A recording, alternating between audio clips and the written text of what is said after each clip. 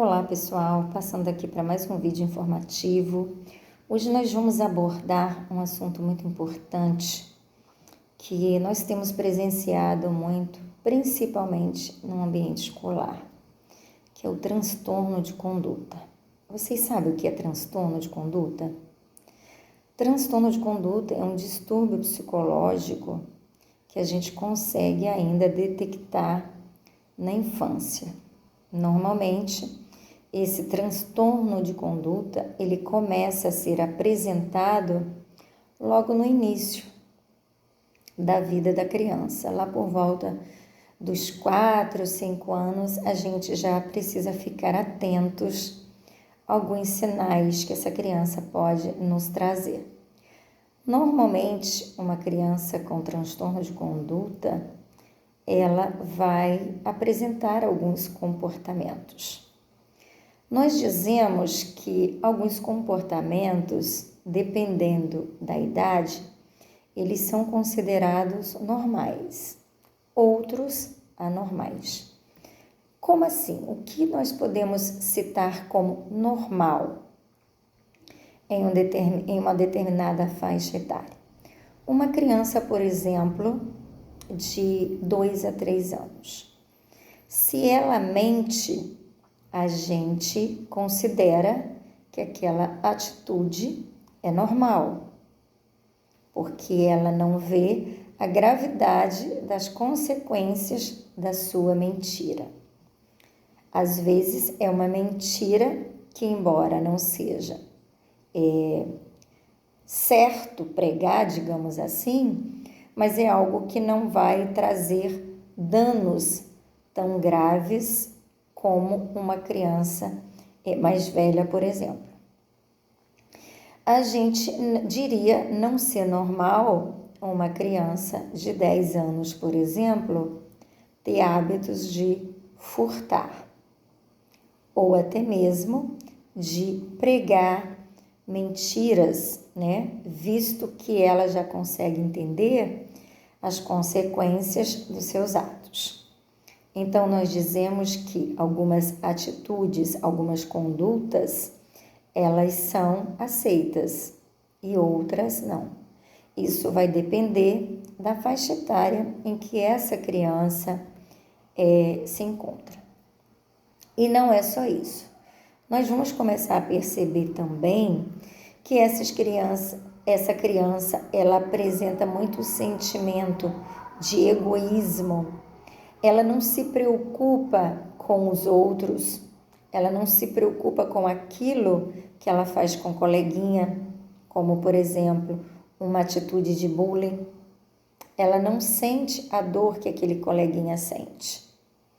Às vezes, ela depreda o ambiente escolar e ela acha aquilo normal, destrui as cadeiras, as mesas, os equipamentos da escola, ela acha aquilo normal. Então, nós vemos que não é uma atitude, não é uma conduta correta, não é uma conduta normal para a faixa etária em que ela se encontra. Às vezes, ela tem atitudes maldosas com animais ou com algumas crianças menores do que ela. Então, são vários sinais que essa criança vai nos trazendo e que mostram que ela não está tendo uma conduta normal, que ela não está se comportando conforme deveria estar se comportando naquela faixa etária em que ela se encontra. E a gente precisa estar avaliando a situação socioemocional dessa criança, para que nós possamos estar compreendendo por que, de repente, ela está tendo algumas condutas. E esse diagnóstico, ele normalmente é feito pelo neuropsiquiatra.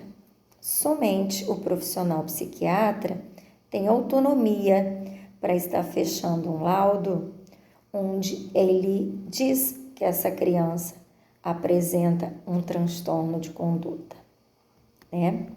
E se isso for detectado, normalmente essa criança ela é encaminhada para psicoterapia, né, com psicólogo, e se houver necessidade, esse mesmo psiquiatra irá estar fazendo prescrição de alguma medicação para estar auxiliando no comportamento dessa criança.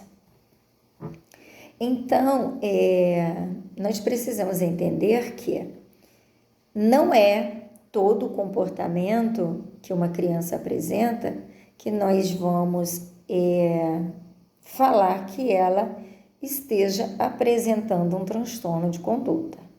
Precisa ser avaliado, precisa ser observado. Nós precisamos avaliar o contexto social e emocional o qual essa criança está presente. Nós precisamos avaliar o seu comportamento em diferentes ambientes para saber se ela está desempenhando aquele comportamento repetitivo em diferentes ambientes ou só em uns e em outros não. Então, é importante que a gente tenha esse sinal também. E, normalmente, a criança que tem um transtorno de conduta, ela não está preocupada com o que o outro vai sentir ou o que o outro vai pensar. Para ela, aquela atitude que ela está desempenhando, que ela está desenvolvendo, é normal. Para nós é anormal, mas para ela não.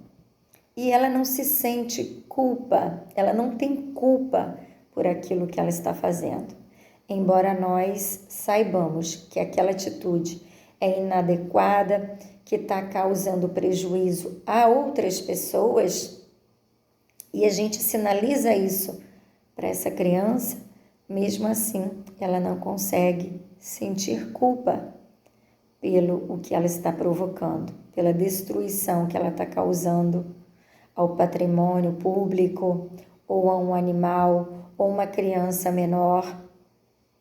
Então, ela não tem remorso, ela não tem culpabilidade daquilo que ela está fazendo. Então, quando a gente começa a observar esses comportamentos em uma criança, seja no âmbito familiar, seja no ambiente escolar, nós precisamos acionar com mais cuidado profissionais que estejam qualificados e preparados para estar avaliando essa criança, essa situação.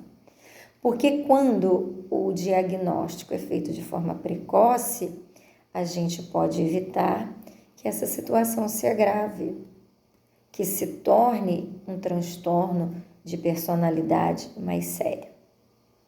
Então, a gente precisa estar atentos para estarmos fazendo avaliações de forma precoce para evitar danos maiores, tanto a essa criança quanto àqueles que estão ao seu redor. Então, a gente diz que comportamentos inadequados, antissociais que essa criança está apresentando, ele acaba por violar os direitos de outras pessoas, de outras crianças. E isso não traz prejuízo somente para as pessoas às quais ela está trazendo perigo, mas para ela própria, porque ela não mede as consequências dos seus atos. Então, são atitudes que vai, de certa forma, prejudicá-la também no seu relacionamento familiar, no seu relacionamento escolar com o professor, com seus colegas. O rendimento escolar provavelmente vai regredir por conta da sua má conduta. Então, não tem como a gente ver uma criança tendo comportamentos anormais e a gente achar que ele está fazendo birra, que ele está chamando atenção ou que ele está simplesmente vivenciando um momento ruim em sua família. A gente precisa observar e a gente precisa avaliar o que realmente está acontecendo. Agora, é muito importante que essa avaliação seja feita, porque a gente tem se deparado constantemente com crianças com comportamentos inadequados, indevidos para a sua faixa etária. E aí, quando a gente vai reavaliar todo o histórico familiar, quando a gente vai conversar com os responsáveis, com os professores, com aquelas pessoas que fazem parte do grupo familiar ou de convívio dessa criança, a gente percebe que realmente há um transtorno de conduta dessa criança e que a gente precisa cuidar. Cuidar procurando ajuda de profissionais especializados e capacitados. Encaminhar essa criança para o processo psicoterapêutico e, se houver necessidade, como eu falei anteriormente, de fazer a ingestão de algum medicamento que seja prescrito pelo profissional psiquiatra e que a gente possa estar proporcionando a essa criança mudanças de comportamento e que ela possa se sentir mais amada, mais cuidada e não negligenciada por conta daqueles comportamentos que, para as pessoas que estão presenciando e estão vivenciando, são comportamentos ruins e acabam por desprezar, por rejeitar essa criança por conta dos seus comportamentos que não são muito satisfatórios. Então, se aquela criança está incomodando a minha sala de aula, se aquela criança está incomodando o meu convívio familiar, se aquela criança vai a uma festinha de aniversário e causa problemas entre os convidados.